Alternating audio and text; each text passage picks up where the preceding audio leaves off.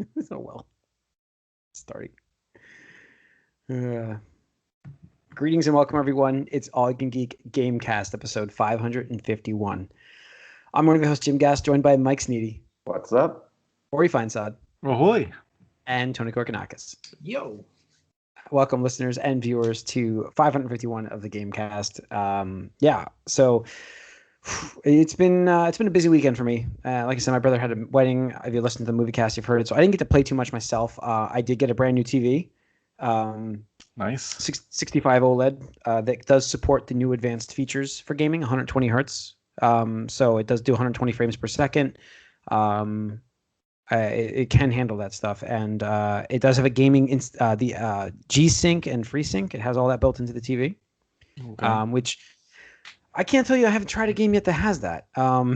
So I played more Elder Scrolls, so I did that, Skyrim, but that's an older game that doesn't have those newer supports. Game looks incredible on the TV, don't get me wrong, but it looked really good on my 55 before. So I've been meaning to get a bigger TV for the living room, just because with the house you have a bigger wall now, and the 55, while it's fine, the 65 is just so much better.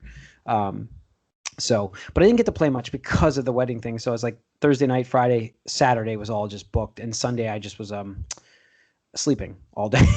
So that was pretty much my day. And then I watched a bunch of stuff on Monday, so that's why I was supposed to do on Monday, but didn't get to play any games really. So that's it for me. I will give you guys a better report next week on my TV. I did download. With my internet here, I don't have the fastest, so if I want to play something, I have to download it and wait. So like I downloaded Ori and the Will of the Wisps, which I've already played, but I thought that's a great one for you guys to hear about because I have played it, and I'll be able to play it. It does support, I think, 120 frames per second. So I'm pretty certain it does. So I'd be interested to try that one. And I also downloaded something else. It was something that supports it as well. Gears 5, I think it was Gears 5. So we'll see. I'll talk about it next week. Mike, what have you been playing? So I finally got a little bit into Yakuza Like a Dragon. Nice. Did you get past chapter 3? Yeah, I'm in chapter 4. The game really doesn't start until chapter 4, I feel like. Yes. It's That's your start. It was pretty glacial, really, beginning of this game. I can't talk about that because there's like a big change that happens for chapter 4 where I'm like, I don't want to say anything for him to just experience that because you're not ready for that kind of a change. That's the story, Well, yeah, I mean, but I don't know. You need multiple party members to make it matter. I'm also at a weird part too, though. I'm kind of being gated off from progressing in the main story. I kind of sleptwalked, whatever. Yeah. Yeah, I don't know how to say that. Through through most of the main quests, and then I'm just trying to continue it, and there's oh, you don't have gear, you should get gear, and I'm like, I don't have any money. I have no money to have gear. You need to find yourself money. That's the idea. You got to start, because that was the biggest grind for me was I talked about it on the podcast.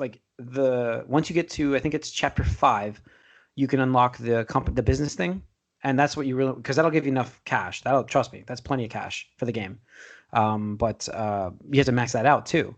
But then earning income is not I never drove around for cans. I ended up going into the dungeons as much as I could to kind of loop around in a certain section. But I don't think you're even there yet. I think you're just a little too early. I haven't had dungeons other than one area that seemed dungeony in the story early on. That's a shitty area too. That's not a real dungeon. That's a terrible area, by the way. But I think that if you get past this chapter, which I did, I know what you need. You need gear to get in there, really, and it was a grind. That's your grind. There's your RPG. I'm grinding for money, but I got my ass kicked twice, so it's productive because I lose half my money because I'm just wandering the streets and. Well, don't get your ass kicked. Well, don't go north. Don't go north. Well, I went north to explore something new because I'm like, I don't know where to get money. And you end up in Chinatown, you are done. Yeah, no, that's where I'm at. And I ran away for the first time. You get in the 20s. You gotta be in the 20s there. Yeah, they're in the 20s, and I am level what am I 12, 5, 15? 6? No. Are you up there really that far? Okay, it's not bad. I've been trying to level up by like just taking the random encounters as they come. And most of them have been like so easy, it's been stupid. Like I'm hardly paying attention. That is a gripe I had. That is a gripe I had with the game. The difficulty spikes that didn't happen all the time. Like you're gonna get through this next section and then you're gonna coast for a while and then you're gonna get to another difficulty spike. And that's when I went back and I did that business thing because I was like, I talked about it. Remember, I couldn't get past that section forever. I was on it for like 3 weeks. My issue with this one is, again, I didn't have any. I had like weapons for each character, but no gear, and I completely like steamrolled the like last story like boss I faced, and then I try to go to the next one. Like, oh, you can't do this. You have no gear, and I'm like, what? So now I'm wandering in a harder area looking for money, and I'm getting my ass kicked by like things 10 levels over me. When I know for sure the next story quest I do is going to be way easier than whatever I'm doing right now to find money. You're just in the middle. You're in the middle of a spike, and it happens It only happens 3 times in that game. In my opinion, it happened 3 times to me, where it was a big spike. The third time I was ready. I don't know. I was just ready for it. I talked about it on this one. I actually, the third one I had to read a little bit to find out how to figure that out. It was a boss strategy more than leveling. But 2 of them were definitely just grinds. Like you got to get the cash, and once you get like I said, the business thing takes you a while, but it's totally worth it. It gives you like 20 million yen. Yeah, I don't know. And that's it for you got it then at that point. So it's interesting. I mean, the best thing to me that it adds is the party aspect, because that's obviously not in the older games. But everything else, I'm like, I just kind of wish this was an action game again. Yeah, but I think like you said though, the party aspect of the game, and I don't want to get too long onto this, but the party aspect of the game enhances Yakuza because this characters are so good in these games that you get to really get more of them besides the main character in this game, which is great. Sure. You don't usually get that. You don't get that in other games. But there's so many cool side characters. So it's like this gives you that finally. And I think that's why they chose to go forward with it like this. I guess. I think you could do that though and keep it an action game, honestly, but I don't think so. I just don't think so. Like because it's like Final Fantasy VII is pretty actiony. You could do it. The way it is now, like the levels are pretty much everything. So I have you're still making an RPG, but like an action RPG. Yeah, I got you, Mike. That's what Mike's saying. Mike's saying keep it the action game. Yeah, and just add the party system, and these are basically these were the heat actions. The heat actions that you had in the action game are pretty much what skills are in this game, like all the special moves and stuff, and it functions similarly, but you'd have to build up heat through fighting, and you can fight harder bosses just by fighting instead of oh, this is impossible, the level's too much. I don't know. It's definitely a game now. I'm into it. But the first like 6-7 hours, I'm like, what the fuck? Yeah. It was losing me a little bit there, and that took me longer to get through that because I would stop playing it entirely and come back to it later after I, let me give this another shot kind of thing. I mean, that happened to me. I've been playing the show as well on Game Pass, where Babe Ruth is just terrible for some reason. I just didn't like the show. I just didn't hook me. It's hard, the show, but I'm getting used to that too. I did get credit for my Xbox One X. I traded that in finally. So. But yeah, so those two I've been going back and forth between, and it's been good though. Yeah, I went and traded that in the other day, yesterday actually, to get credit at GameStop, because I'll use that to and eventually get the Switch Pro, I think, or the PS5, depending on what happens. I had a PS5 in my cart today. I could have bought it. I did not choose to, but I had it. It was at Best Buy, and I had it, and I didn't get it. I was like, maybe I should have just gotten it, but whatever. All right, Corey, what have you been playing?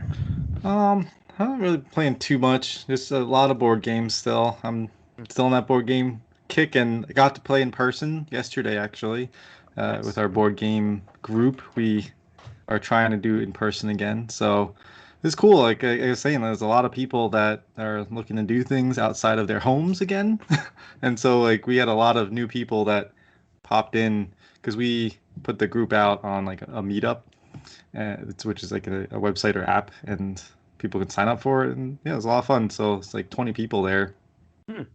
Cool. Which is pretty good. It's crazy.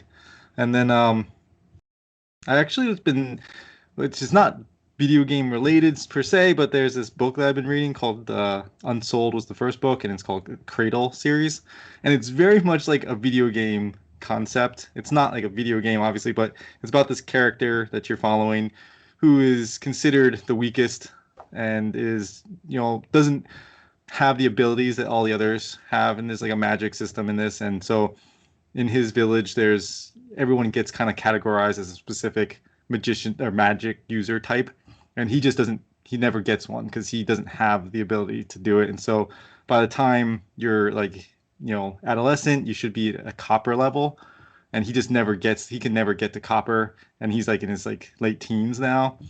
And so like there's copper, iron, and jade. And so like if you get to jade, like that's the best that's hardly anybody gets to jade. But then he learns that you can go to gold even, which is crazy. And so it's just him, and it's just his like leveling up. Essentially, it's just him like training to level up to like copper and to iron. But it's just much more difficult for him because of his, what he was, this inefficient magic type of they call it Madra, and this like his the way he was born, it just wasn't set up right properly. So they all call him Unsold, and they make fun of him and stuff. But yeah, it was like basically a video game where he's just leveling up and then kicking butt as he goes. All right. It was really good. All right. Tony? Picked up Mario Golf. Okay. I almost got that. I just saw the reviews were so like lackluster for it though. I've read the reviews though. It's like if you love Mario Golf, it's fine. It's a good game. Yeah, I get it then. It's weird because I don't understand for me it's weird because like I don't play like other sports games, and like just like with Mario Kart, I don't play racing games. So like when a new one comes out, I'm just like, yeah, I'm getting this because these are fun. And when people are like reviewing it, I'm like, yeah, I guess you like. What I'm always interested in reviews, like, hey, what's the good parts of the game? What's the bad part of the game? But like when it comes to Mario sports games, I maybe with other sports games too, I don't know. I don't read those reviews, but it's just like, oh, like they talk about these vague things. I'm just like, they're like, oh, the course count is low, and I'm just like, well, how many courses is good for a golf game? Like, what other like golf games are coming out? Yeah, what are you comparing this right, to? Right, exactly. Well, there's PGA games. Tour games, so they come out pretty regularly, and I'm sure they have like probably like a lot. But they don't say that. Like if the reviews would say that, I'd be like, okay, I understand. Like you're only getting X amount of courses compared to Y courses in whatever game. And even then, like that's more of like a golf simulation like game. Like this is supposed to be like watered down Mario arcadey stuff. And the only other series that is Sony's Hot Shots.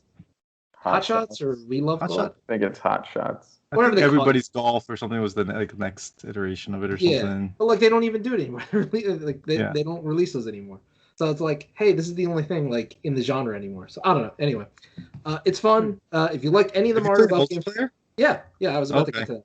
So if you like Mario Golf, like GameCube version or whatever, DS, whatever. What I'm curious about going into it, and I haven't read any of the reviews, is I have historically played golf games a bit, and I like them even if they're like sillier too. But I like them more when they're sillier, honestly. I do to an extent, but the whole rush thing seems like kind of annoying to me, and like you don't have to do that though. Yeah, that's what I'm wondering about, like how necessary. I think that's just like a mode. It's a mode. It's a mode. That's all it is. If you just want to play like regular, like, hey, everybody takes their turn golfing, that's it. That's great. You can absolutely 100% do that with every single course in the game. But there's also this rush mode where you just like run. That was hilarious. The closest comparison I can make is like kind of like when Mario Kart battle mode came out. Like it's like, hey, like go-kart racing. Everybody's like, okay, go-kart racing. That makes sense. And it's like battle mode. You're like, what the fuck are you talking about battle mode? How do you battle in go-karts? And it's just with Mario. And it's like, so like, and it's cool because like what happens is you have this giant arena and there's, I don't know how many, like I want to say maybe 6 or so holes, but you can shoot towards any hole that you want. All right. And it's the first player or character to get to like score 3 holes wins that round or whatever like that. So you can just play golf regularly if you want. But the other thing, there's power ups, there's items, there's stage hazards, that kind of stuff that will trip you up. So it simulates like that Mario Kart like battle franticness, or I don't know what word I'm trying to use here, but like just chaos. Chaos, I guess this word here. I'm not saying it's a mode I'm going to play all the time, but it is a nice leisurely, like, well, not opposite of leisurely, distraction from, playing. Because like right before that, like my friends and I, they came over, we played 18 rounds on one thing. I'm not gonna lie, like it's fun, don't get me wrong, but like 18 holes in a row, we're like, yeah, maybe we should just stick to like 6 or something, or 9. It seems like a lot, yeah. 18 in a row, we're like, oh my god, this is long. But then we went into battle mode, and it's just a lot more fast paced and stuff like that. There's also one other mode called Speed or something like that. I haven't tried that yet. I'll try that next. But game is fun. If you've liked any Mario Kart game before, you'll like this. If you haven't, then you won't like this. It's not going to change anyone's mind. Like, that's all I'm going to say. I haven't played one since I think N64 or early GameCube. I'm not sure, so I'm curious about it. But I also it was on sale somewhere recently too. I also played Aces on the Switch, and for me, like that's the tennis game, and for me that was too arcadey. Like too much fucked with the actual sport a little bit. Well, you could turn all that off too. You could just play. I mean, I was trying to do like the main story mode and the whole like buy a better racket, knock the person out, like your racket has HP or something. It was like pretty ingrained into that mode. I'm like, I don't know. Yeah, Amazon has Mario Golf for $51. Yeah, it's not bad. Good. It's a Nintendo game, so it's not going to go like below 50. So you're going to be right in that ballpark always. So, all right. What else we got? We got news. Let's get into the news. Woo. All right. A flurry of Sony happening right now. Let's see. First things first, we'll talk about Ghosts of Tsushima's director's cut rated on ESR and ESRB. Leaked. That leaked apparently. What do we got with that? What is it looking like? That's all we know. Anything good? Huh? That's it. That's all. That's all we know. All we know so far. It's got listed. There's going to be a director's cut. I mean, so. I mean, I guess I could see it. I mean, speculate, Yeah. So interesting. No release date on that yet, but it's pretty much a little more story. A couple more. Was this what we thought was the expansion thing, or no? No, I don't think so. Okay. Because there were also rumors going around of a standalone like expansion to the game as well, but there's still that being the same talked thing. About. They're still talking about that too. I did see that reported as well, Mike. So, other news: PlayStation has acquired Housemarque, which I think it's Housemarque. I thought it was Marquee. I think it's Mark. I don't know. It's got a Q-U-E. It's key usually. Marquee. I don't know. Is it because they have it one? Is it because it's one word? Yeah. I always read it as Housemarque, but okay, Housemarque, whatever the fuck you want to say. The Returnal Company the studio that did Returnal. I mean, they were basically second party. Like yeah. It made sense. Absolutely. The other news is PlayStation Japan posted on Twitter that they have acquired Bluepoint Games, and then they quickly deleted that. So that's not official yet. But that's the more speculative. All the remakes. That's the remake company that's really good at remakes. And in fact, didn't they do the Xbox 360 version of Titanfall? Didn't they do that? Was that Bluepoint? I don't know. Maybe. But they most recently did Demon's Souls remake. Yeah, Demon's Souls. I know they did, and the Shadow Colossus. Right? Yeah, I know and I love that game. And they did a great job with that game. So, they always work on. Not Blue Box, the freaking company we talked about last week. No, Bluepoint. Bluepoint is always a remake kind of company, and they've done a great job with the remakes. So that's the rumor right now. I see that as a definite. I don't know. I just see that as happening. Most likely. Yeah. I mean, the thing is, Sony's in that acquisition stage as well. I mean, PlayStation 4 was a hugely profitable generation for them. Microsoft has been acquiring studios themselves, so it's just an arms race. So you have a history of really good, solid relationship ties with them. I mean, even Nintendo did with was it Next Level Games, who had done Luigi's Mansion 3 and Luigi's Mansion 2 for them and stuff like that. So it just makes sense, you know. Yeah, they did do Titanfall, by the way. They did Titanfall 360, and then they did the Gravity Rush Remastered, PlayStation 4, and Shadow Colossus.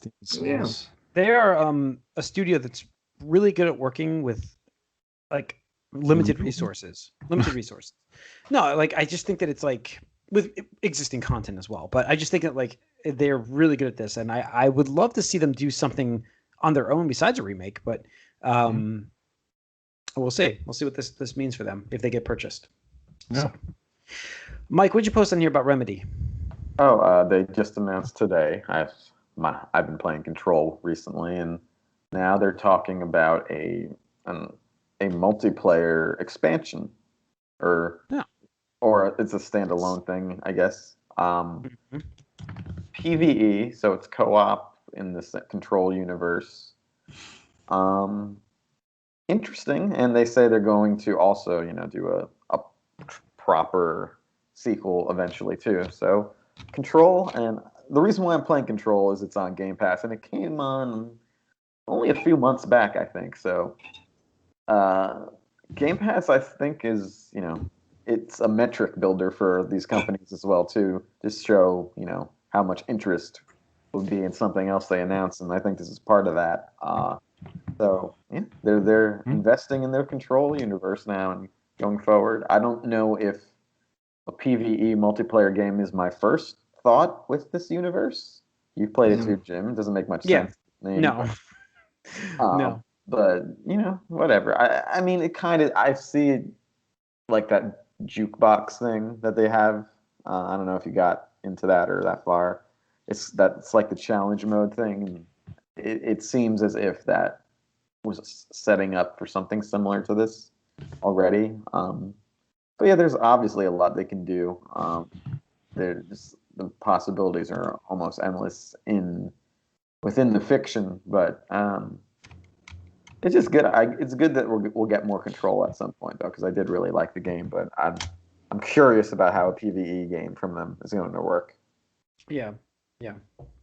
I mean, I think that this is the kind of game that I really would like to see them bring another sequel out to it, to explore their world more. But Remedy's not very good. I mean, Alan Wake did have a sequel, didn't it? Yeah, it was like another Alan Wake. But they did say more like expansion almost. Within this announcement, they said they're still working on like a real sequel for Control too. Good. So. Good. Now there we go. All right. What else we have here? Xbox Cloud Gaming is now fully available to all Game Pass Ultimate members, which would include me, and I did give it a try, so I can talk about it. I thought I'd just talk about it. It's interesting because I loaded it on, it was funny. This is a gaming computer, but I didn't have it installed. I just opened the browser with the link that was there and signed into my account, paired my Xbox controller to this computer, and I was gaming. I was playing Hellblade, and it runs great. Like I have a 25 meg connection here. It's an LTE connection with Verizon because I refuse to go with cable right now, and it ran pretty damn good. Like I didn't notice anything lag wise. It was actually impressive. Like that's why I wanted to talk about it. I was like very impressed with this for something that's running on their servers, which by the way have been upgraded because apparently they were running on like a 1S kind of console power, and then they've apparently given it the full power release here where it's running 1080p, can run 60 frames within your browser on your no matter what computer you have or whatever. What you can have it on your phone if you want right now. I could load it up right now if you want on my phone, but you do need to pair a controller with it still, so it has to be compatible with the controller because there's no like mobile controls or web browser controls or keyboard controls for that matter.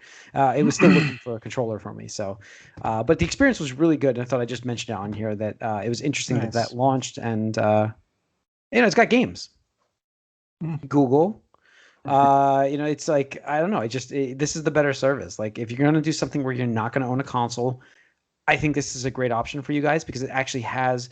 You get into Game Pass Ultimate subscription membership. You get your games that way. You get your games. You don't have to buy your games still, and you can stream them to whatever you have.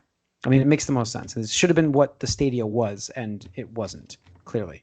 So is this a way that you can end up playing like next gen games on an old gen system? yes, this is be how you can. Or this will be how you use your or Xbox tablet. One. Yeah, Xbox you can use your One. Xbox One. So this is not yet available on the. This is not available on Xbox One yet. They don't have it running yet, but it will be. They said it will be. Listen, there's nothing I don't care about it until Starfield comes out anyway. And technically, then you could probably just stream it.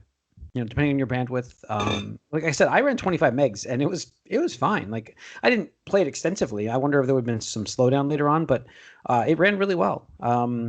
So yeah, I was impressed that it. I thought with my internet connection it would just not be usable, but it was. So awesome. I was impressed. Yeah, I was impressed. Yeah. I think, is that it for news? I didn't know if anything else was in the news this week. I didn't see much, so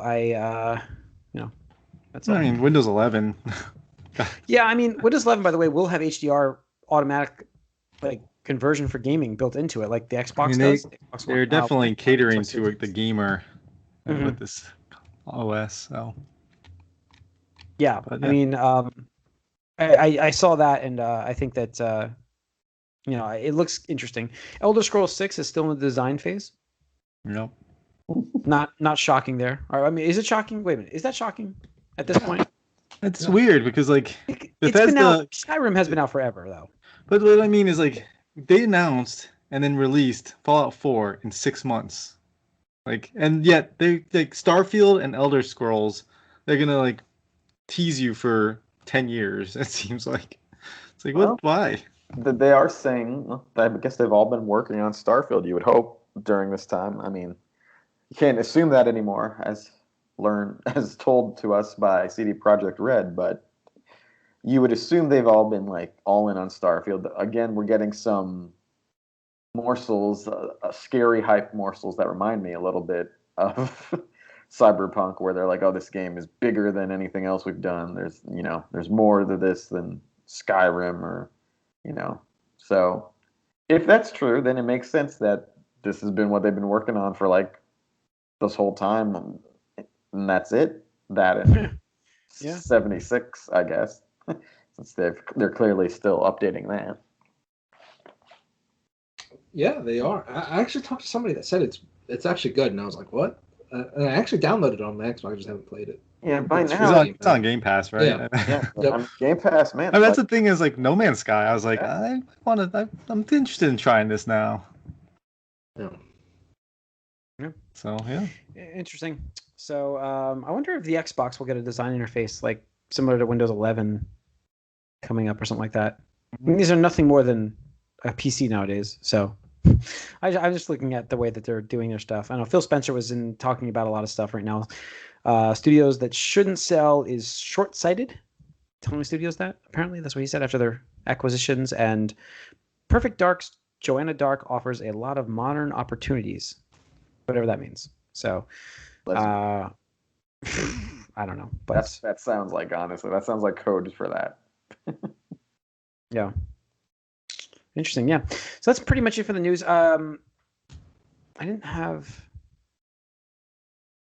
know. If you're talking about technology-wise, though, Corey, I did see that we were talking about Starlink, I think, before.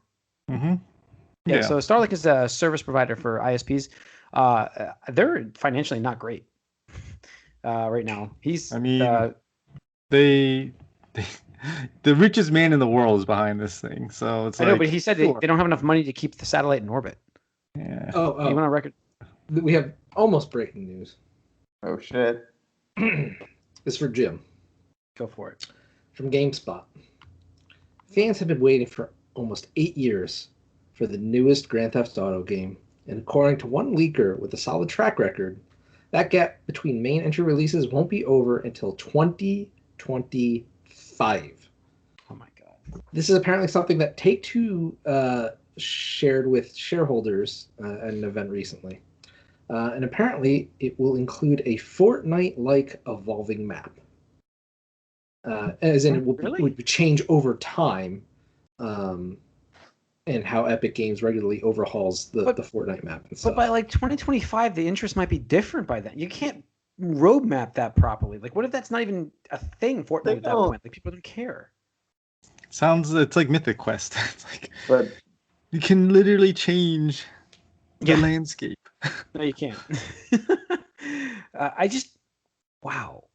2025? I mean, that makes sense to me though. Like, if let's say you build a city and then you continually change the city as you go, I could see that happening.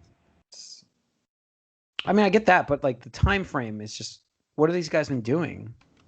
Again, making money off of Grand Theft Auto 5. GTA. Fans have nothing to blame but themselves because they keep buying the same fucking game. Well, they're having fun. They're enjoying it. Got an active and you're not getting a new one because of it. Enjoy 5 for another 5 years. I mean, that's what you're saying about consoles, man. You don't want it. You enjoy what you got. It won't even see this gen. It won't even be on this gen. The thing with GTA is it's got an active and regularly updated multiplayer suite that people are all in. And so, I mean, I don't think anyone's really buying it for the single player anymore. No, I don't think so either. But like, the sustained sales have got to drop at some point, right? Like, they have to fall off. How many more can they sell? Well, they're gonna do it until it won't work. Every time a new console comes out, the new version will come out. Just wait for the Switch Pro, Grand Theft Auto 5 port. There you go. I mean, Nintendo hasn't put a GTA game on there. That's right. Nintendo hasn't been able to sell their game yet, and that'll sell like hotcakes on a Switch Pro. So, all right, that's gonna wrap up 551 of the Gamecast. Yeah, you can subscribe to us on YouTube if you watch this. 4 more years. Hit that like button. 4 more years. 4 more years. It's ridiculous. All right. God, now I'm angry. All right. Write us allyoucangeek@gmail.com. Follow us on Twitter, allyoucangeek. Like us on Facebook. If you're watching this on YouTube, hit that subscribe and like button again. We appreciate it, guys. We're out. See you guys next week.